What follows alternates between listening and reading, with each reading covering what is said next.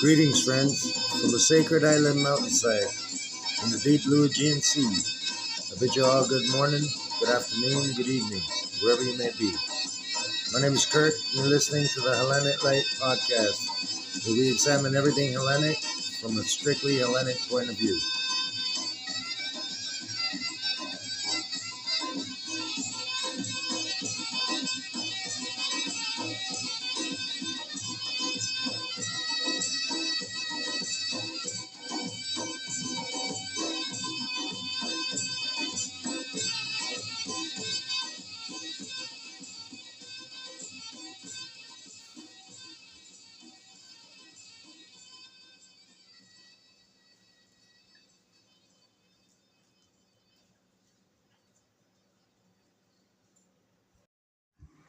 Greetings, friends. Nice of you to join me. My name is Kirk, and you're listening to the Hellenic Light podcast, episode 2, subject Trojan Journal. Today, I've decided to read another version of the Trojan War that people are generally not familiar with, written by Dictys of Crete. And it will be an extended episode, chapter by chapter. And today I will be reading chapter 1. What you will be hearing is an eyewitness account of one of the men that fought at Troy with the Cretan army. And he sums up the whole story pretty much from beginning to end, up until the return to the heroes. It is 6 chapters, and everything will be explained in the reading. So I guess the best thing to do is just begin with the reading, and hopefully you'll enjoy it. Another version of the Trojan War from an eyewitness account. Dictys of Crete's Journal of the Trojan War is a prose work in 6 books, which is a first-hand account of the Trojan War by Dictys, a functionary of the Cretan king Idomeneus. The Trojan War, the Chronicles of Dictys of Crete and Darius the Phrygian, translated by R.M. Fraser, Jr., Indiana University Press, 1966. The Fraser volume is no longer available in print. It is currently the only English translation available of Dictys. Translated from Greek into Latin by Lucius Septimius. Letter of Lucius Septimius. Lucius Septimius sends greetings to Quintus Arradius Rufinus. Dictys of Crete originally wrote his Journal of the Trojan War in the Phoenician alphabet, which Cadmus and Agenor had spread throughout Greece. Dictys had served in the war with Idomeneus. After many centuries, the tomb of Dictys at Knossos, formerly the seat of the Cretan king, collapsed with age. The shepherds wandering near the ruin stumbled upon a little box skillfully enclosed in tin. Thinking it was treasure, they soon broke it open, but brought to light, instead of gold or some other kind of wealth, books written on linden tablets. Their hopes thus frustrated, they took their find to Praxis, the owner of the palace. Praxis had the books transliterated into the Attic alphabet. The language was Greek, and presented them to the Roman Emperor Nero. Nero rewarded him richly. When these little books had by chance come into my hands, I, as a student of true history, was seized with the desire of making a free translation into Latin. I felt I had no special talent, but wanted only to occupy my leisure time. I have preserved without abridgment the first 5 volumes which deal with the happenings of the war, but have reduced into 1 volume the others, which are concerned with the return of the Greeks. Thus, my Rufinus, I have sent them to you. Favor my work as it deserves, and in reading Dictys. Preface. Dictys, a native of Crete from the city of Knossos and a contemporary of the Atreidae, knew the Phoenician language and alphabet, which Cadmus brought to Achaea. He accompanied the leaders Idomeneus and Meriones with the army that went against Troy. Idomeneus and Meriones were the sons of Deucalion and Molos, respectively. They chose him to write down the history of this campaign. Accordingly, writing on linden tablets and using the Phoenician alphabet, he composed 9 volumes about the whole war. Time passed. In the 13th year of Nero's reign, an earthquake struck at Knossos, and in the course of its devastation, laid open the tomb of Dictys in such a way that people, as they passed, could see the little box. And so shepherds who had seen it as they passed stole it from the tomb, thinking it was treasure. But when they opened it and found the linden tablets inscribed with characters unknown to them, they took this find to their master. Their master, whose name was Eppraxides, recognized the characters and presented the books to Rutilius Rufus, who was at that time governor of the island. Since Rufus, when the books had been presented to him, thought they contained certain mysteries, he, along with Eppraxides, himself carried them to Nero. Nero, having received the tablets and having noticed that they were written in the Phoenician alphabet, ordered his Phoenician philologists to come and decipher whatever was written. When this had been done, since he realized that these were the records of an ancient man who had been at Troy, he had them translated into Greek. Thus, a more accurate text of the Trojan War was made known to all. Then he bestowed gifts and Roman citizenship upon Eppraxides and sent him home. The Greek library, according to Nero's command, acquired this history that Dictys had written, the contents of which the following text set forth in order. Book 1. All the kings who were the great-grandsons of Minos, the son of Jupiter, and who ruled over Greece, came to Crete to divide the wealth of Atreus.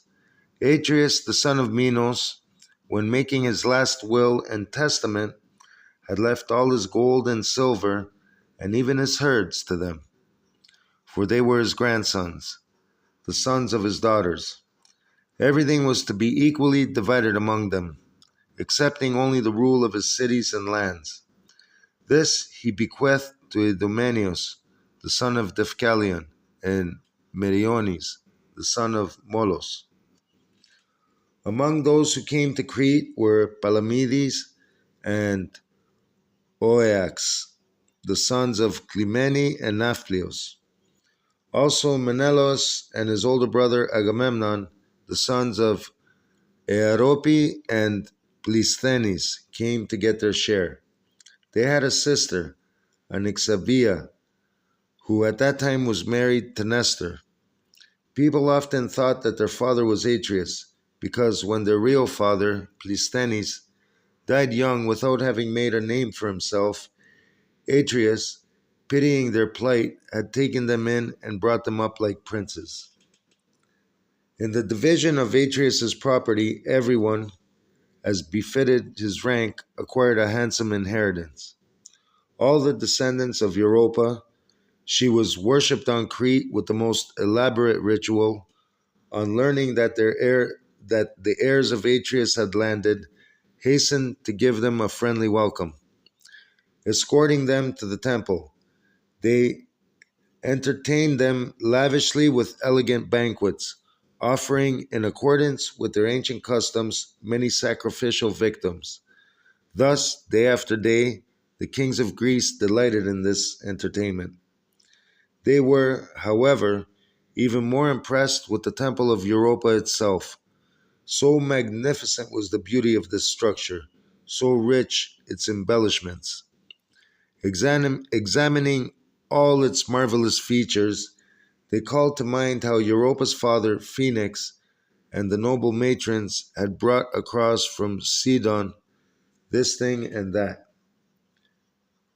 During the same time, the home of Menelaus at Sparta welcomed Alexander the Phrygian, the son of Priam, who had come with Aeneas and other of his relatives.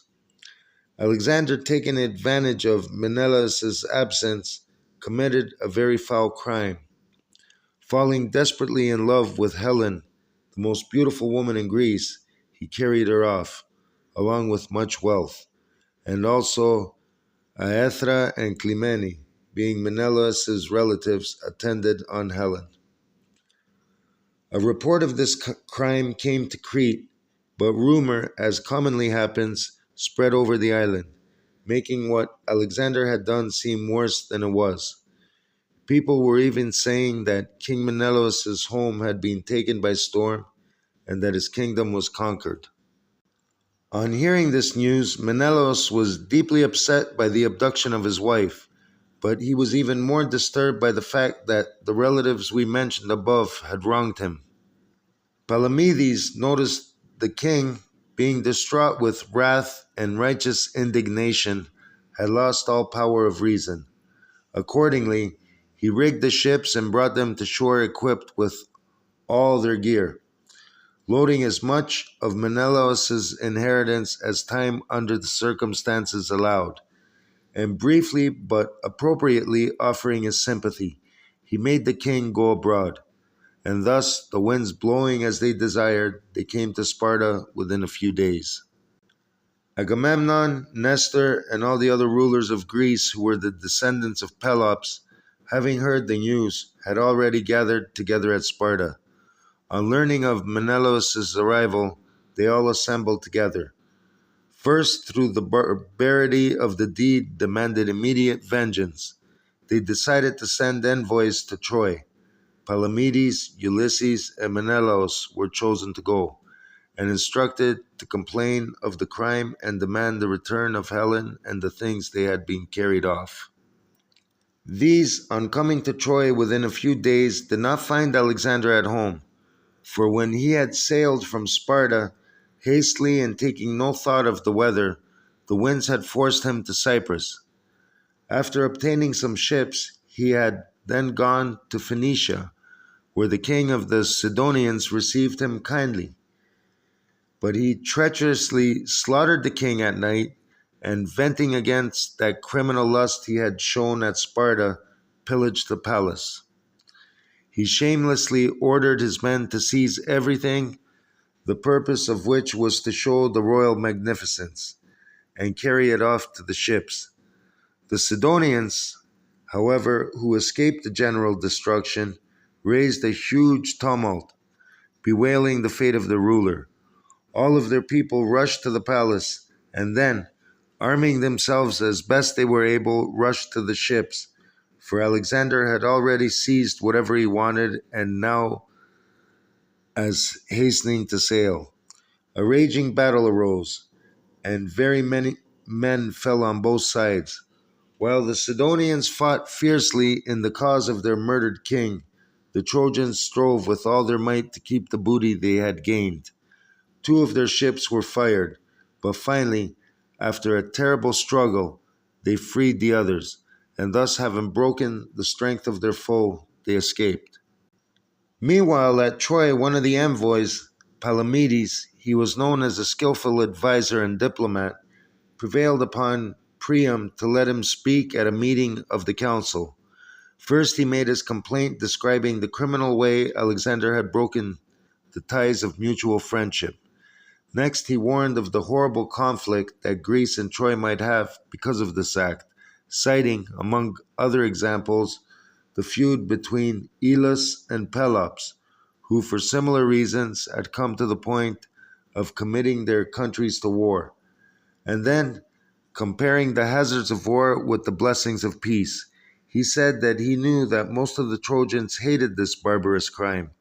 All would abandon those who were guilty, and the guilty would have to pay for their impious acts. Palamedes wanted to finish his speech, but Priam interrupted and said, "I beseech you, Palamedes, to go more slowly.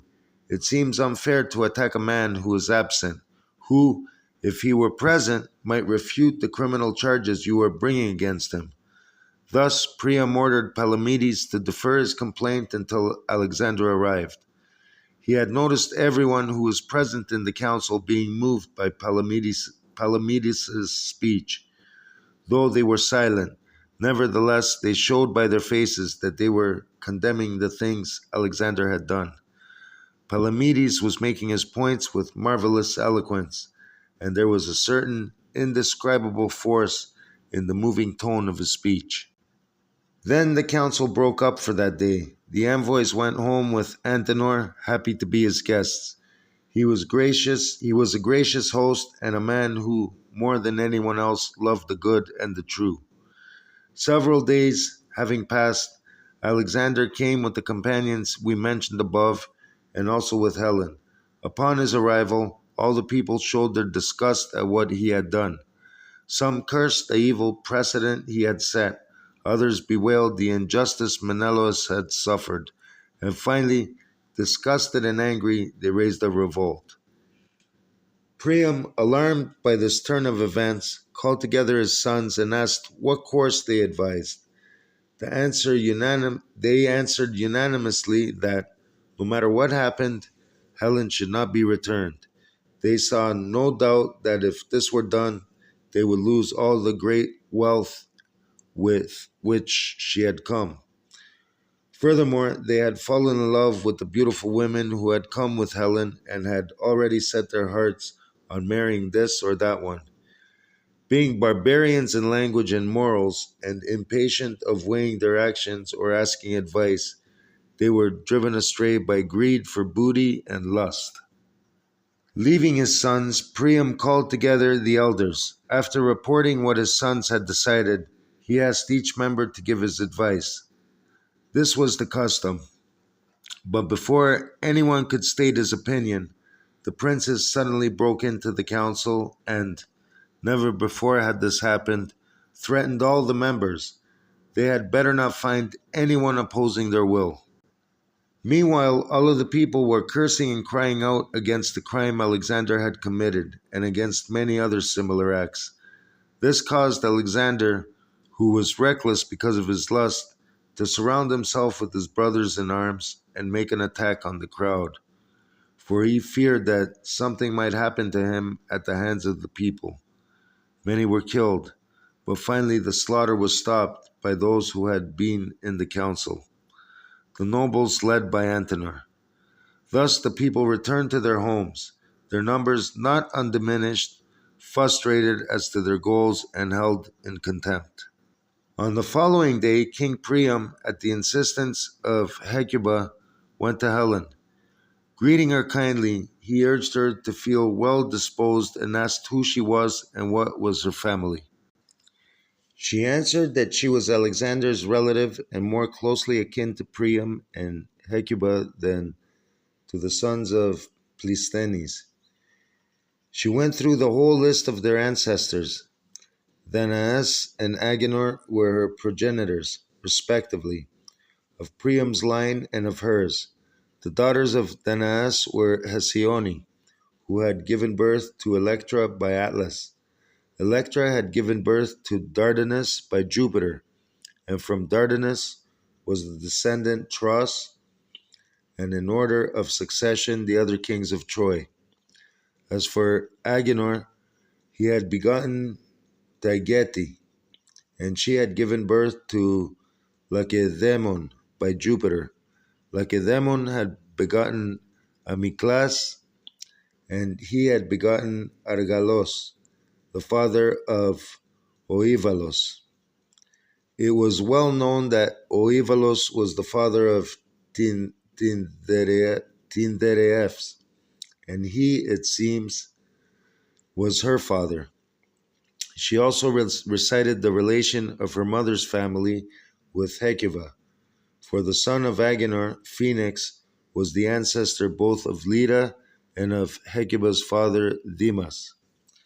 After revealing her whole genealogy, she burst into tears and begged them not to return her, now that the Trojans had made her welcome, and she had put her trust in them. They must not prove faithless. Everything Alexander had taken from Menelaus' home belonged to her. Nothing else had been taken. It was by no means clear why she preferred to look after her interests in this way. Was it because of her immodest love for Alexander, or because of her fear of the punishment her husband would exact for her desertion? When Hecuba was informed of Helen's attitude and of the relation between their families, she embraced her and did everything she could to prevent her being returned. But by this time, Priam and most of the princes were saying that they could no longer put off the envoys or resist the will of the people. Deiphobos, who was the only one who sided with Hecuba for his judgment, like Alexander's, had been corrupted by his lust for Helen. Hecuba, however, persisted to intercede on Helen's behalf and accosted Priam and all of her sons who were present. They found it impossible to pull her from Helen's embrace and therefore finally decided to do as she wished. Thus, by her influence as mother and wife, she compromised the good of her country. On the next day, Menelaus, accompanied by the other envoys, came into the assembly. He demanded the return of his wife and the things Alexander had taken. Then Priam, standing in the midst of the princes and calling for silence, said that Helen, who had come into public view for this purpose, should have the right to decide. When he asked her, "Do you want to go home?" her answer, so they reported, was no. She had not sailed, she said unwillingly, for her marriage to Menelaus did not suit her, and so the princes left the assembly, exulting with Helen. When they had gone, Ulysses, though he knew that nothing he said would make any difference, argued for argument's sake. He reviewed everything Alexander had done and swore that the Greeks would soon be avenging these crimes. Next, Menelaus, full of wrath and scowling blackly, broke up the meeting with threats of destruction. When Priam's sons were told what had happened, they secretly swore to kidnap the envoys. They believed, quite rightly, that the envoys, having failed to accomplish their mission, would return to Greece and demand a full-scale war against Troy. Antenor, however, whose pious character we mentioned above, thwarted this plot. Going to Priam, he complained about the conspiracy. Priam's sons were not plotting against the envoys, but against himself, and this he would not endure. Soon afterwards, he informed the envoys. Thus, every precaution was taken. He gave them a guard, and at first opportunity sent them home unharmed. While this was happening at Troy, news of the abduction spread throughout Greece. All the descendants of Pelops foregathered and bound themselves with mutual oaths. If Helen was not returned along with the things Alexander had taken, they swore to make war against Priam. The envoys, having returned to Sparta, told about Helen's decision and described the hostile words and deeds of Priam and his sons against them. But they praised Antenor in the highest terms for the good faith he had shown. The members of the Greek council, having heard this report, decided to make preparations for war in their different regions and kingdoms. They chose Argos, which was the realm of Diomedes, as a good place to meet and make plans for war. When the time seemed best, Ajax, the son of Telamon, who was known for his bravery no less than his hugeness, was the first to arrive, accompanied by Teucer, his brother. Soon afterwards, Idomeneus and Meriones came, who were the closest of friends. I followed along with these. As to what happened earlier at Troy, I have tried to make my report as accurate as possible, Ulysses being my source. The account that follows, based as it is on my own observations, will meet, I hope, the highest critical standards. Also Nestor came to Argos, accompanied by Antilochus and Thrasymedes, the son of Anexivia. Then Peneleus came with his cousins Clonius and Archesilaus, and these were followed by two other leaders of the Boeotians, Prothoenor and Litos. Scythios and Epistrophos came from Phocis. Ascalaphos and Ialmenos from Orchomenos. Then Diores and Meges, the sons of Philephs, came. Then Thoas, the son of Andraemon, Evripilis, the son of Evamon from Ormenion, and then Leondephs. Next, Achilles arrived, the son of Peleus and Thetis. Thetis, they say, was the daughter of Chiron. Achilles was in the first years of his manhood a noble youth and handsome. So great was his zeal for war that he was already known as the bravest champion alive. Nevertheless, it must be admitted, his character showed a certain ill-advised forcefulness, a certain savage impatience. He was accompanied by Patroclus, his close friend, and Phoenix, his guardian and teacher. Then there were Tlepolemos, the son of Heracles, and after him Phidipus and Andiphos, the grandsons of Heracles, wearing beautiful armor. After them came Protesilaos, the son of Iphiclos, with his brother Podarches, and Evmelos and Pherea was there. Evmelos, father of Admetus, had once prolonged his life by having his wife die for him. Podelirios and Machaon came from Trica. They were being sons of Asclepius. He had summoned to serve as physicians. Then Philoctetes came, the son of Poeas, carrying the marvelous bow and arrows of Heracles, whom he had formerly served. As reward for his service, Heracles, when departing to be with the gods, had given these weapons to him. Then the handsome Nereus came, Menestheus came from Athens, Ajax, the son of Eleos from Locris, Amphiclochos, the son of Amphireos, and Sthenelus, the son of Capenes, from Argos, and with them was Evrialos, the son of Megisteos. Thersander, the son of Polynices, came from Aetolia, and last of all, Demophon and Acamas. These were all the descendants of Pelops.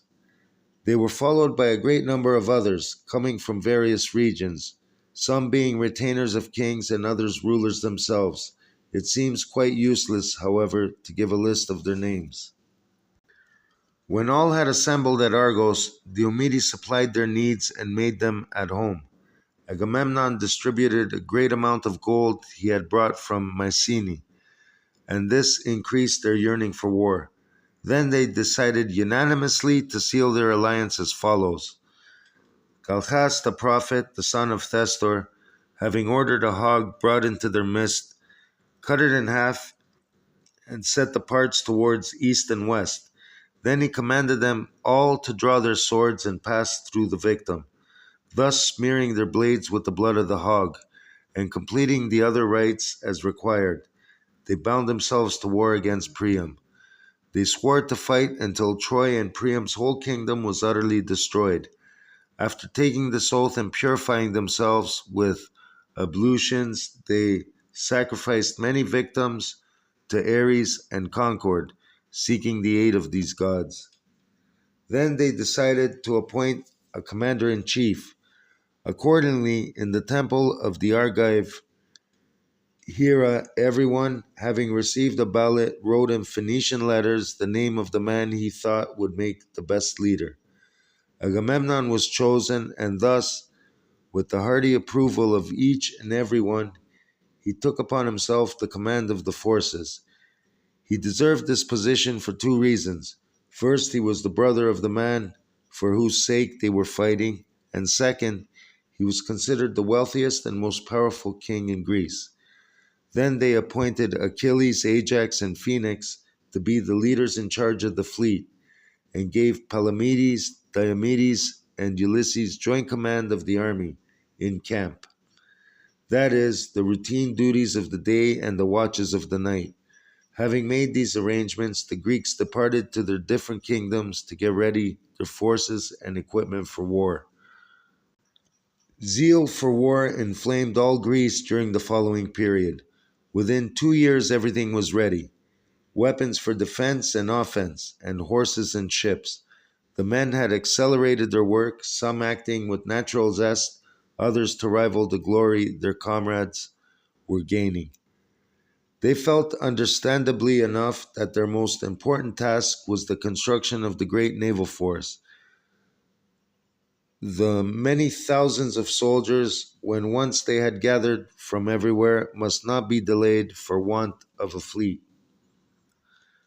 Thus, at the end of 2 years, all the kings had equipped their ships, varying in number with the wealth and power of their kingdoms, and had sent them to Aulis and Boeotia.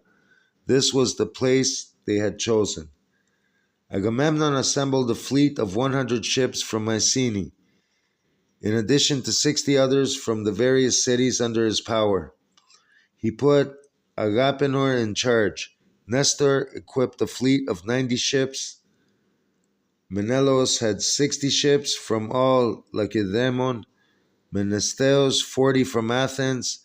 Elephenor 40 from Evia. Ajax, the son of Telamon, 12 from Salamis.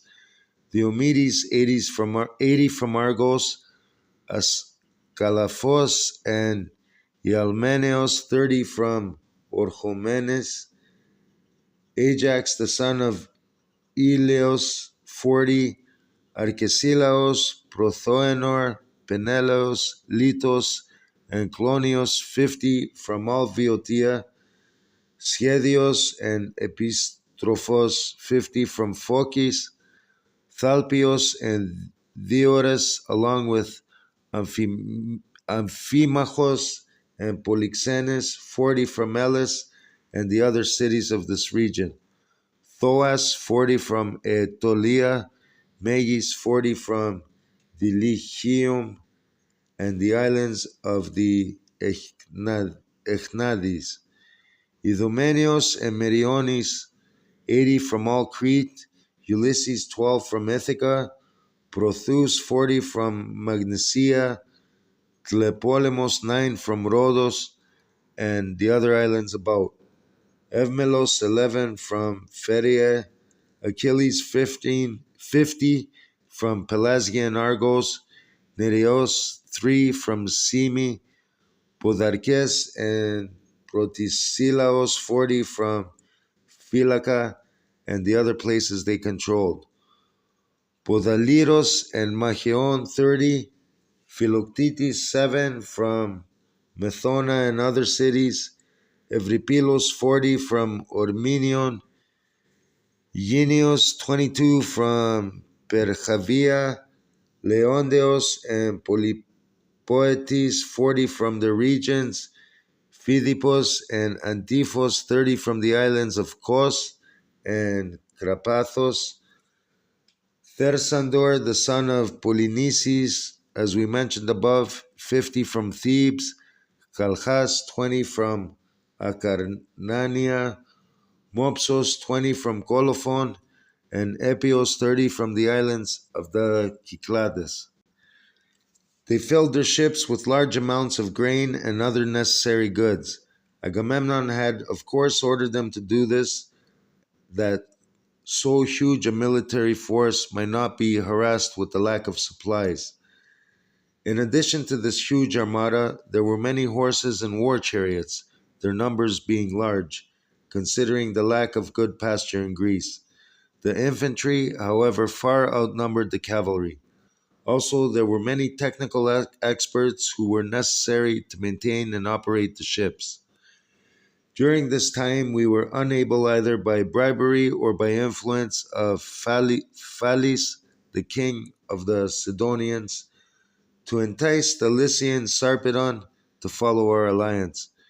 Priam, by offering larger gifts, which afterwards were doubled, had already won his support for the Trojans. It took 5 years for all of the ships, which, as we have described above, were brought together from the various regions of Greece, to be equipped and readied. When, however, nothing except the soldiers' absence prevented us from sailing, all of our leaders at the same time, as if at a given signal, came together at Aulis. While we were hastening to sail, Agamemnon, who, as we have said above, had been unanimously chosen commander-in-chief, having gone some way from the camp, noticed a she-goat grazing near a grove of Diana, Artemis, and feeling no awe because of this place, struck it through with the spear. Soon afterwards, either because of heavenly wrath or atmospheric contamination, a plague began to attack us. Day after day it raged with greater and greater violence, destroying many thousands as it passed, indiscriminately through herds and army, laying waste everything that stood in its way, there being no abatement, no end to death. While our leaders were seeking some remedy, a certain woman, divinely inspired, revealed the reason for our affliction. The wrath of Artemis, the goddess, was exacting punishment from the army for the sacrilege of slaying the she-goat, in which she especially delighted. Nor would she relent until the perpetrator of this awful crime had made full atonement by sacrificing his oldest daughter. When this solution was brought to the army, all of our leaders approached Agamemnon. Begging and then threatening, they tried to make him offer the remedy quickly, but he obstinately and absolutely refused. And so they rivaled him and finally stripped him of his command. But in order that the huge army, being leaderless, might not become an undisciplined mob, they chose 4 men to share the command: Palamedes, Diomedes, Ajax, the son of Telamon, and Idomeneus. And they divided their forces, according to the number of leaders, into 4 equal parts. Meanwhile, the plague continued to rage until Ulysses unexpectedly provided the necessary remedy. No one knew of his plan. He pretended to return to his kingdom because of his anger at Agamemnon's refusal, but went instead to Mycenae and took Clytemnestra a letter he had forged in the name of her husband. The gist of the letter was as follows: Achilles refused to sail to Troy until he had married their oldest daughter, Iphigenia, whom they had promised to him. Therefore, she should send Iphigenia to Aulis along with the dowry, as quickly as possible. In addition to bringing this letter, Ulysses said many things to strengthen Clytemnestra's belief in its contents. Thus she, desiring both to recover her sister Helen and even more to marry her daughter to so famous a man, gladly entrusted Iphigenia to Ulysses. Within a few days he returned to the camp and appeared unexpectedly with the girl in the grove of Artemis.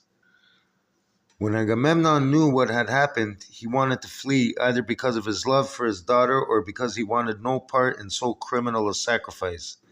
Nestor, however, learned of his plans, and in a long speech, by means of that art of persuasion in which he was more pleasing and effective than anyone else in Greece, prevailed upon him to stay. Ulysses, Menelaus, and Calchas were put in charge of the sacrifice.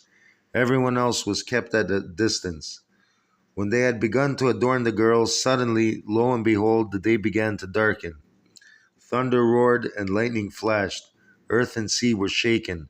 Finally, a whirlwind of dust made the darkness complete.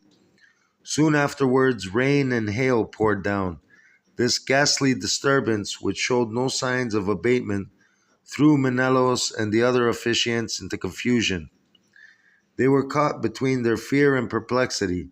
At first they were frightened by the sudden change in the weather and believed that this was the sign of some god. But then they were worried that the army might suffer some harm if they discontinued the sacrifice. While they were trying to solve their dilemma, they heard a voice from the grove saying that divinity spurned such an offering. The goddess had mercy upon the girl, and that they must not touch her.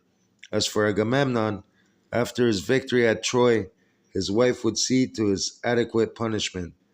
They must sacrifice what they would see had been sent in the place of the girl. Then the winds and the lightning and all the storm's fierceness began to diminish. While these things were happening, Achilles received a personal letter from Clytemnestra and also a great deal of gold. She commended her daughter and all of her house to him. When he had read the letter, he realized the scheme of Ulysses, and dropping all other concerns, rushed to the grove, shouting for Menelaus and the other officiants to keep their hands off Iphigenia, or else he would kill them. He found them still in a state of shock, and when the weather had cleared, he freed the girl. But what was the thing? Where was the thing that they had been ordered to sacrifice? This was perplexing them all when a marvelously beautiful deer appeared untroubling before the altar. Accepting this deer as the victim which had been predicted and which was now divinely offered, they seized upon it and soon slew it. With the performance of the sacrifice, the force of the plague subsided, and the sky became bright as summer. Then Achilles and the three officiants, acting in complete secrecy, entrusted the girl to the king of the Scythians, who was there at this time. Our leaders were all delighted, for they saw that the force of the plague had abated and that the winds were good for sailing. The sea being calm as in summer, going to Agamemnon and counseling him over his daughter's death, they made him commander-in-chief once again. This greatly pleased the whole army, for all the soldiers loved Agamemnon, thinking that he would look after their interests no less than a father. Agamemnon showed no signs of knowing what had really happened to Iphigenia. Perhaps he knew, or had he, having pondered the terms of human fortune, steeled himself to adversity. In either case, resuming his office, he invited the leaders to dinner that day. Several days later, the weather being good for sailing, our leaders set the army in order, and thus we boarded the ships. When we had stowed all sorts of costly supplies which the people who lived near Aulis had given us, grain, wine, and other necessary foods were furnished by Aeneas and his daughters. The latter were known as the Inotrope, wine growers, and priestesses of a holy religion. Thus we sailed from Aulis.